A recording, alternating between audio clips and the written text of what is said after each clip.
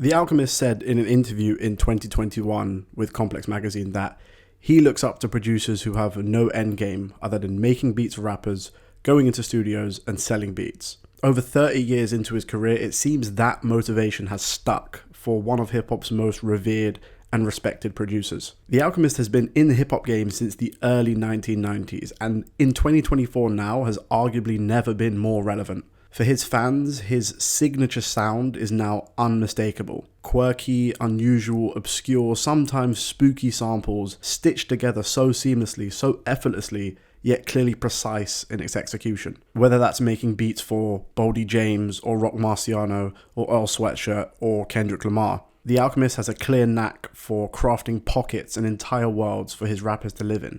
And sometimes he's able to do this without the need for an MC, with an extensive instrumental catalogue to his name alongside a string of acclaimed collaboration albums. But how did this man, over the course of several decades, grow into one of the most in-demand producers in hip-hop, mainstream, underground, or otherwise? In the early 1990s, alongside Scott Kahn, who is the son of actor James Kahn, they formed a duo by the name of the Hooligans. At this point, Alchemist was also going by the name Mudfoot. The two began performing around LA before catching the attention of Be Real of legendary hip-hop group Cypress Hill. Hooligans were invited to join up with the Soul Assassins, who were another collective that also included Cypress Hill alongside House of Pain. This was their into the music industry. After touring around America with these guys, they eventually landed a record deal with Tommy Boy Records. For those of you who might not know, some of the artists signed to Tommy Boy Records included Queen Latifah, De La Soul, and Naughty by Nature. In 1993, Hooligans were able to release their debut single on the label called Put Your Hands Up. First I grabbed the number 2, and then I hit the loose leaf if you got beef with my crew. I actually mess with this song. You can hear that it's of its time, of course, clearly influenced by the likes of House of Pain and Cypress Hill. The track was even produced by DJ Lethal, who was himself a part of House of Pain. But these guys were literally still kids, around 15, 16 years old when this dropped.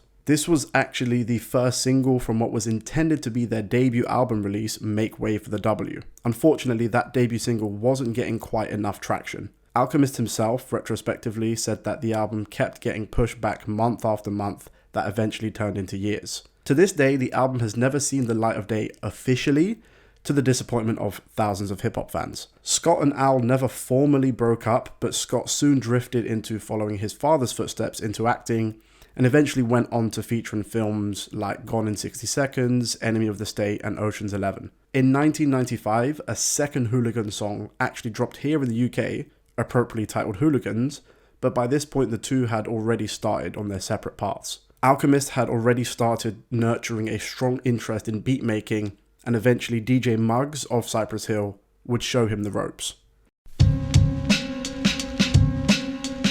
DJ Muggs had known Alchemist since he was 13 and was initially reluctant about the prospect of relatively well-off kids from Beverly Hills making hip-hop. Two little white kids from Beverly Hills. And I was like, get that bullshit the fuck out of here. The other dude was James Caan's son? Yeah, I didn't meet him. I didn't see him. I was just like, the concept of that shit was like, were you trying to do like a crisscross? Yeah, but a white crisscross. Baby like House of Pain. I was like...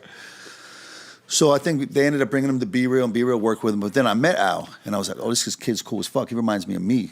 Like just tenacious fucking worker. But Muggs soon saw the work ethic and intelligence Al had. The first beats Alchemist cooked up were heavily DJ Premier inspired, according to Muggs. Soaking up knowledge and wisdom at such a young age from some of the biggest acts in hip-hop at the time clearly gave him an advantage, an opportunity that he was not about to waste. Under Muggs' wing, Alchemist got his first production placement in 1997 for Dilated Peoples and their song Third Degree. From this point on, his network expanded exponentially. One of the members of Dilated Peoples included the rapper Evidence and is to this day still an Alchemist collaborator. Off the back of this production credit, Alchemist was able to link up and tour with the likes of Gangstar. Considering Alchemist's love of DJ Premier, who is one half of Gangstar, this must have been one of the few moments in his life being actually starstruck, I would imagine. After touring was perhaps one of the most integral moments in his career, considering it led to one of his longest lasting, most enduring artistic collaborations. In 1999, DJ Muggs was able to link Alchemist up with Mobb Deep through some of his connections.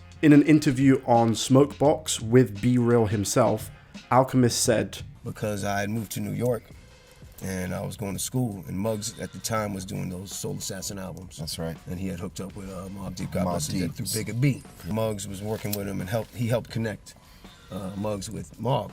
Yeah. So when I moved to New York, you know, Muggs had met the infamous Mobb, which were like Mobb Deep's homies. And Muggs was like, yo, you gotta hook up with them because you're our little homies and that's their little homies. And so I hooked up with infamous Mobb first, Twin, Godfather, and Nitty. And then they brought me to Mobb Deep, and you know, I was out in New York just kind of doing my thing, and they... Infamous Mobb eventually introduced Al to both Havoc and Prodigy, and the rest is history. Apparently, one night Al received a phone call in the dead of night from Prodigy urging him to come to the studio and play some beats. Alchemist recalls immediately grabbing his ASR machine and jumping straight into a cab. That session led to the creation of The Realist off of Mobb Deep's Murder Music album alongside Kool G Rap. Although very different from his beats now, and very New York of course, it does retain that signature off-kilter, slightly creepy Alchemist aura that he's well known for now. This is arguably the nexus point of his career, as it was the jumping off point to him working with some of the biggest and best names in the game. By the time the early 2000s had rolled around, Alchemist had already produced for some very, very big names and some artists who would go on to become big names. Like previously mentioned, he had his Mobb Deep collaborations alongside production for Terror Squad and Royce da 5'9". Now though, his reputation had grown tenfold and he was working with the likes of Jadakiss and Ghostface Killah. Further down the line, he was making tracks for even bigger artists like Ludacris and Nas and Big Daddy Kane. He was even stepping out of the realm of hip-hop to link up with Linkin Park, although this link-up might be one of the hardest 2000s Alchemist beats in existence.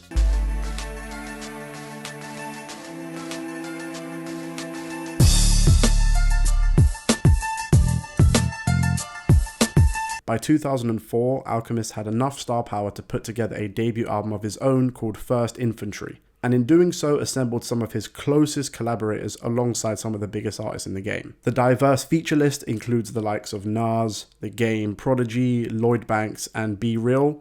Alchemist himself was also spitting on a few tracks. The year later, things would go up a whole new notch. The Alchemist would land a spot as Eminem's touring DJ after his previous DJ had left his tour. I'm sure you're probably aware, in 2005, there was literally not a bigger name in hip-hop, maybe all of music, than Eminem. As an aside, that same year, their tour bus was involved in a pretty serious accident that had left the Alchemist with broken ribs and a collapsed lung, but fortunately, of course, he managed to recover. You could not be in with someone bigger than Eminem, but it clearly didn't change the Alchemist's approach to music. He continued to show off his unparalleled and ever-improving production chops on mixtapes like No Days Off and The Chemistry Files in the following year, continuing to work with a range of artists like Exhibit, The Dog Pound, and Razcars. 2007 saw Alchemist team up with Prodigy for a full-on collab album in the shape of Return of the Mac. Alchemist said in a Tidal interview that Prodigy wanted a quote-unquote old sound,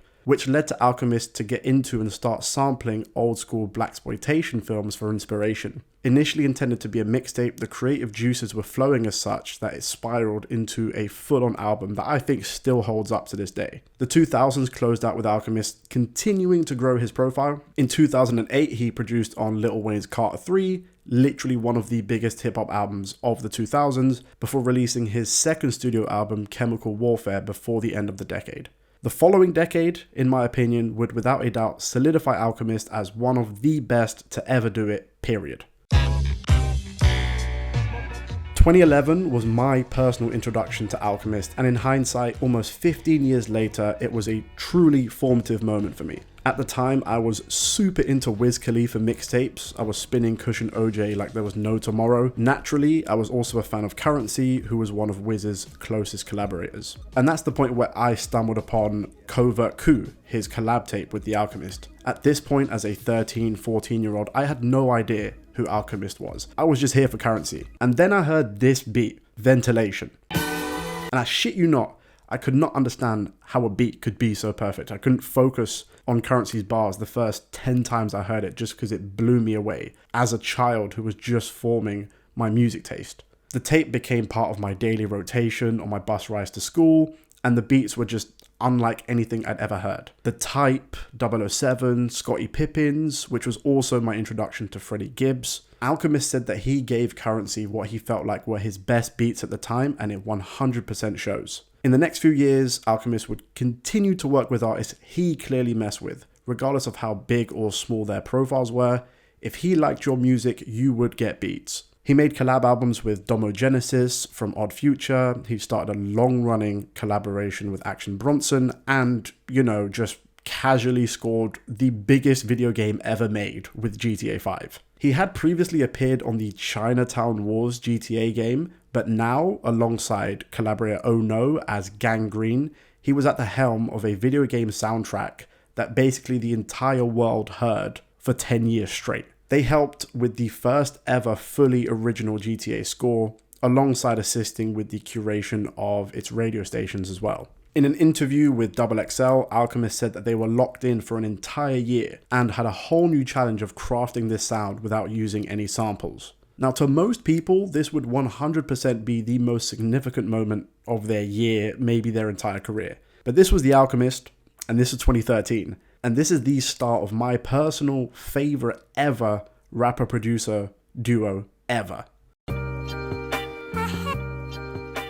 Boldy James is one of the best rappers in the world. I don't care what anyone says, fight me on it. His run over the last 5 or so years is so not normal, but we'll get into it later on. The two first linked up through Boldy James's cousin, Chuck English, who is one half of the duo The Cool Kids. Chuck had also been producing for Boldy since they were teenagers. Chuck English played some of Boldy's music for Alchemist in LA, and Alchemist straight up thought it was fire. After that, the two hooked up to work together for what was meant to be a mixtape, but evolved into Boldy James's first album, My First Chemistry Set, entirely produced by The Alchemist. The features included some of LA's best up-and-coming rappers like Domogenesis, Vince Staples, and of course Earl Sweatshirt, who himself would go on to have multiple Alchemist collaborations throughout the next decade. My First Chemistry Set is more cavernous, dark, and stripped back in areas than a lot of Alchemist's previous work, particularly tracks like Moochie and Cobo Hall, but it's what I believe would lead to another evolution of Alchemist sound into the latter part of the decade.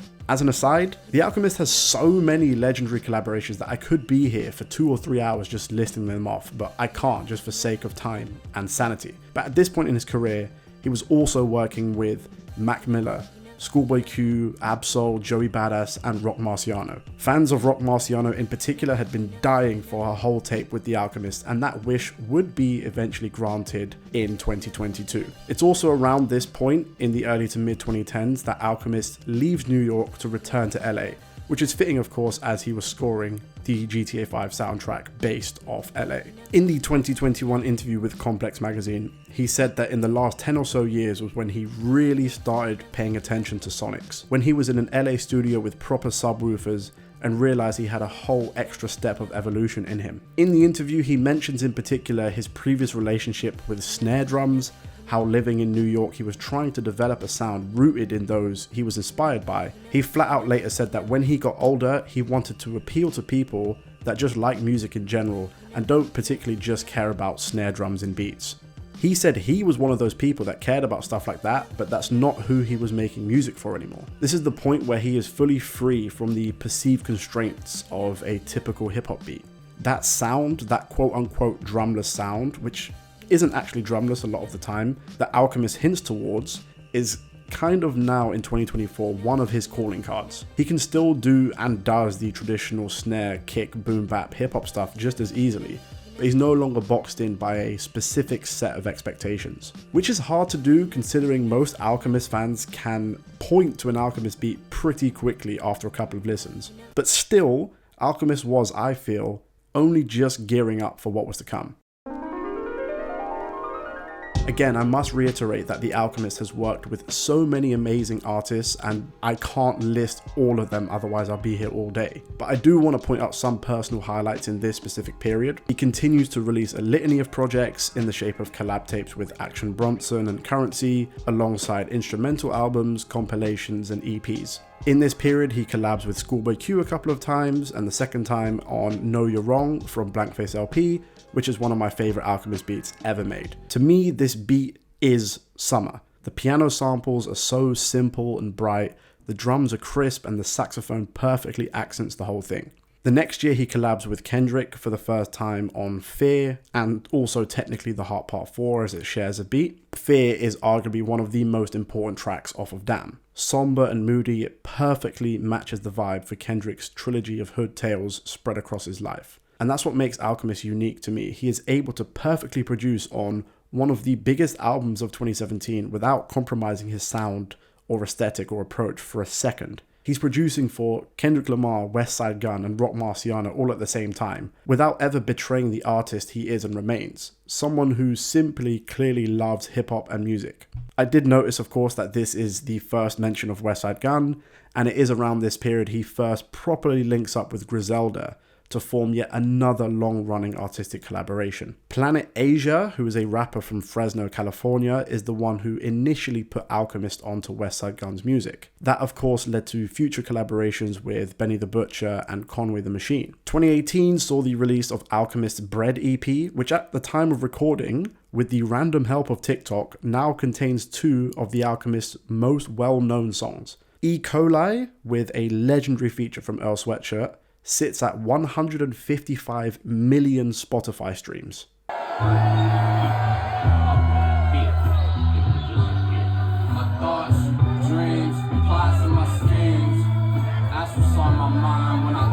Rey Mysterio, which is the opening track, has been used in endless fashion TikTokers fit checks. Now for me, I don't care how someone discovers an artist. Whether you're a lifetime listener, you got recommended by a friend, or stumbled across someone 20 years deep into their career, you found their music, and that's the most important thing. The fact that a whole new generation of people can discover Alchemist music randomly through TikTok can only be a good thing in my head. The decade closes out with more drops like Yacht Rock 2, Lamb Over Rice with Action Bronson, and more placements on projects from Anderson .Paak, Nas, Earl, Westside Gunn, and more. But it's right after the turn of the decade, right before the world shut down during the pandemic, where my favorite stretch of Alchemist projects begin. Alchemist decides to link back up with Boldy James, confident that Boldy had only gotten better in the 7 years since his debut. They got together once again through Chuck English and ended up making what is my personal favourite rap album of the 2020s so far. My first chemistry set was, as previously mentioned, a lot darker than previous Alchemist efforts, but it sounds like ABBA in comparison to the price of tea in China. Scrape the Bowl, Giant Slide, Slow Roll literally sound like soundtracks to black and white murders, and it's beautiful. These are beats crafted for Boldy's idiosyncratic, instantly recognizable flow and sound. Everything on this album is life and death, completely straight-faced, and the beats match that. The first time I heard Surf and Turf with Vince Staples, I cried within 20 seconds. Off the beat alone, it sounded like grief had been turned into an instrumental. Slums of Detroit, drugs from the port, plug with the source, gun in my shorts, blood was the sport, jump from the porch, hung like a horse, ones with the force. That is aside from Boldy's insane first verse and rhyme scheme, which is flat out one of my favorite verses ever written. These beats are so cold but masterfully arranged and moving, just enough for Boldy's surgical examination of street life and hood politics. It's a match made so perfectly in heaven that it's not normal. It's like all of the beats on here are on a slow boil simmering in the background. They've got dirt marks and dust all over them that just add to the charm. It's murky, dark, and unsettling in places, just like the stories Boldy spins. And the fact that this is just one of 2 all-timer collab albums Alchemist has in 2020 alone is ridiculous. Before that second album, we also get Lulu, his collaboration EP with Conway the Machine, one of the best Conway projects in my opinion. 14 Keys is also a top tier Alchemist beat. In May of 2020, Alchemist dropped one of his better known projects in the shape of Alfredo with Freddie Gibbs. Freddie Gibbs himself has multiple classic collab albums with another all-timer producer, Madlib, working on Pinata in 2014 and Bandana in 2019 together. Alfredo sounds like nothing either artists have done before or since, but remains somewhat familiar. Alfredo is dark, not unlike The Price of Tea in China, but with a distinctly warmer and more luxurious flavor. Beats like Babies and Fools and Something to Rap About are a couple of the brighter spots on the album, and sometimes remind me of beats like Know You're Wrong. Something to Rap About with Tyler specifically, who is one of my favorite artists ever, is like a dream collab for me. The beat is so simple. It's built around this serene guitar sample and super faint drums.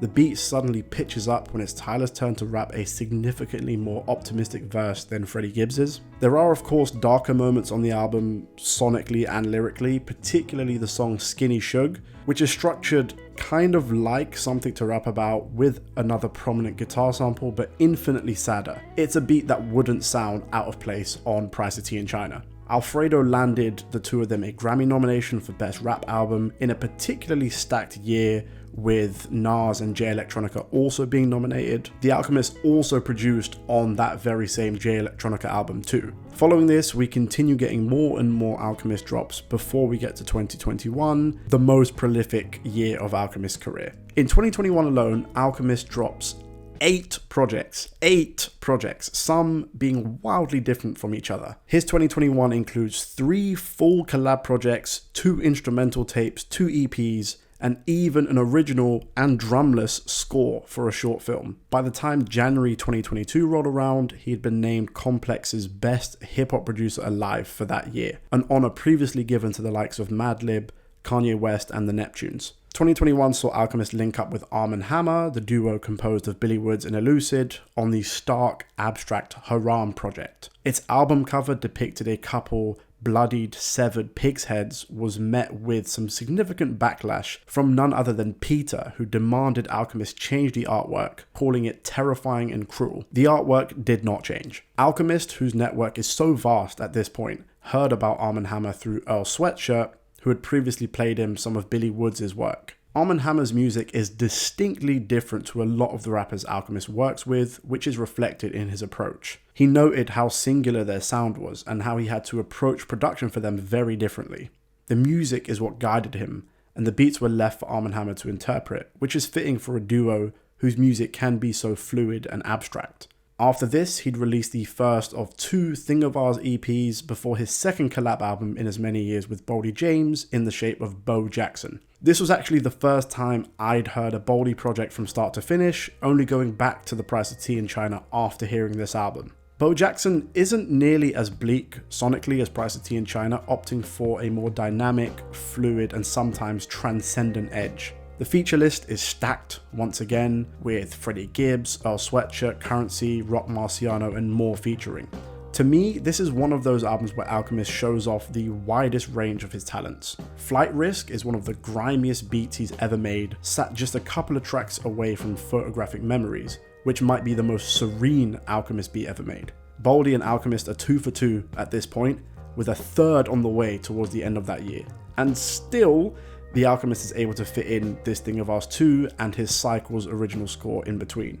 2021 is coming to a close, and just in time for Christmas, we get Super Tecmo Bo. Nowhere near as dark as previous efforts, these songs feel like a chance for experimentation for the both against a slightly brighter musical palette. Bumps and Bruises and No Laughing Matter are extraordinarily warm beats, although that doesn't detract from some of the brutality and cold-heartedness of Boldy's raps. It feels like Alchemist pushing Boldy to rap over more and more unusual beats, particularly Hot Water Tank with Ice Cold Bishop. For all of this, the final track on this tape is the highlight for me. It's my personal favourite ever Boldy James song and my favourite Alchemist beat.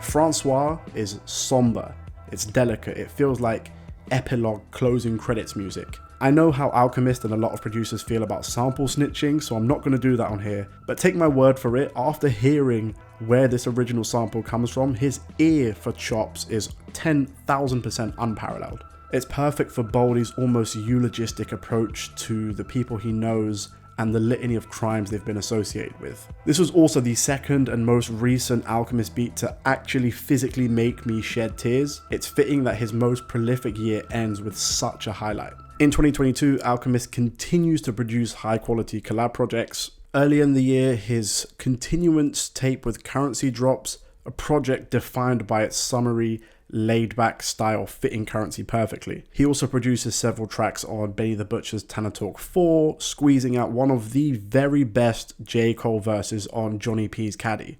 Alongside producing once again for a variety of established collaborators like Earl and Action Bronson and Conway the Machine, he lands a spot on Kendrick's first album in 5 years with We Cry Together, one of the most insane moments on Mr. Morale. In an Instagram post, Alchemist recalled landing a placement on Damn with his Fear track, which dropped around the time his father had passed away. He said that having one of his beats on Damn was one of the only good moments around that time and, quote, brought him back to life. After that, he openly admits that he actively prayed to have this We Cry Together beat on Mr. Morale, and he got his wish. It's incredibly refreshing to see someone so experienced and so respected and revered in his craft still in awe and a fan of particularly talented artists. Only a couple of months after this, fans of Alchemist got their wish they'd been hoping for years. A full-length Rock Marciano and Alchemist album finally drops with The Elephant Man's Bones.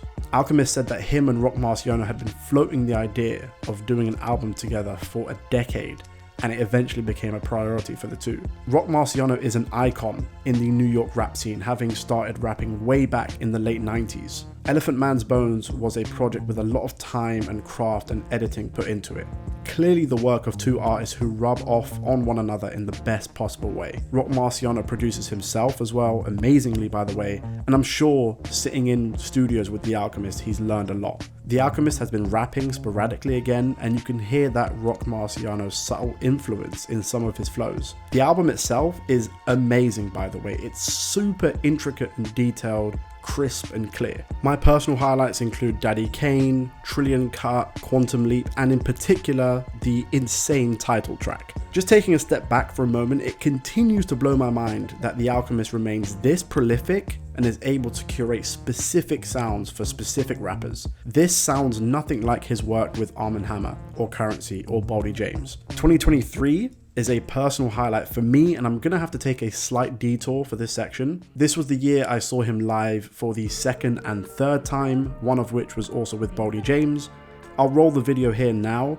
I got to meet him himself at a pop-up where I got my copy of Super Tecmo Bow signed and got to have a minute or two to chat with him. And I just have to say, he was super down to earth, proper regular guy kind of stuff, and it was just so refreshing. Considering the fact that all his physical music is sold directly to customers through his Out record labels, even at the pop-ups, I'm literally giving my cash directly to him and getting my vinyl right there. It does a lot to remove that perceived fence between so-called regular people and so-called celebrities. In that moment, it did genuinely just feel like having a regular chat with a super down-to-earth dude who just happens to be one of the best producers to ever do it. In March of that year, he drops The Great Escape with West Coast rapper Larry June, a project that is 100% made for summertime and riding around. We also get, as previously mentioned, the return of rapping Alchemist alongside fellow producer Hit Boy on Slipping Into Darkness, where they rap over each other's beats. Another long-awaited project from fans drops this year as well with the release of his collab album with Earl Sweatshirt, Voir Dire.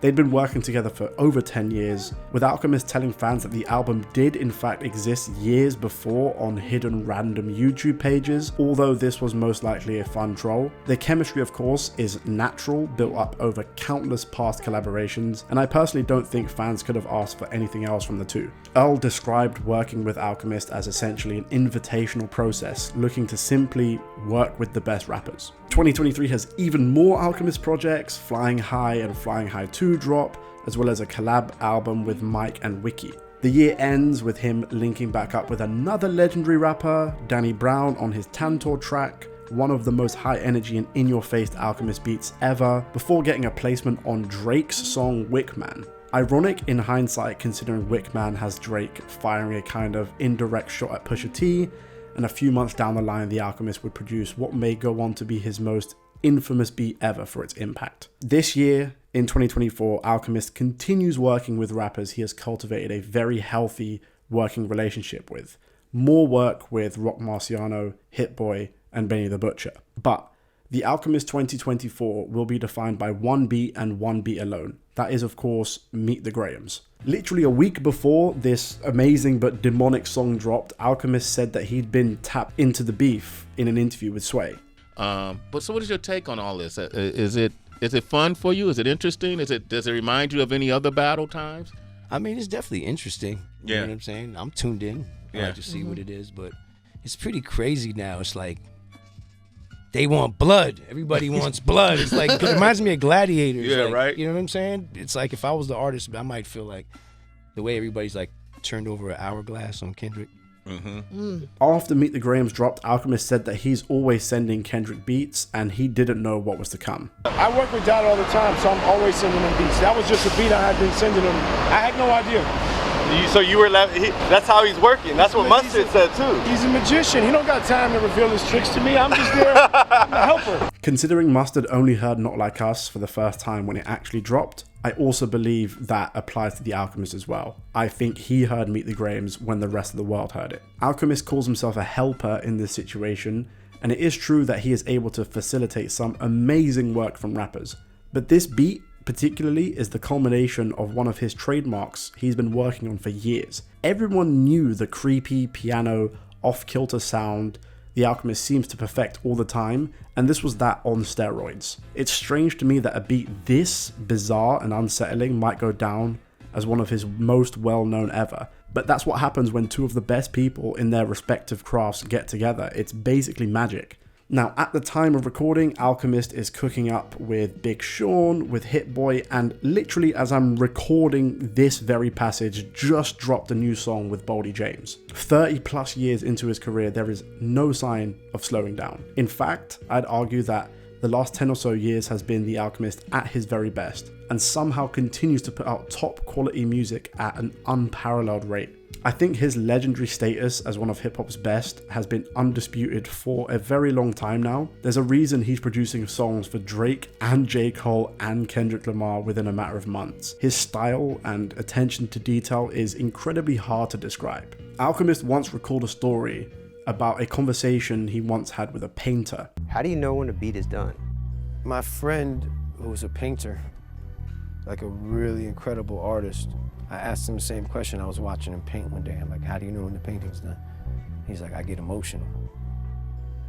And it took me a minute to understand it. And then I kind of thought about it in relation to what I do.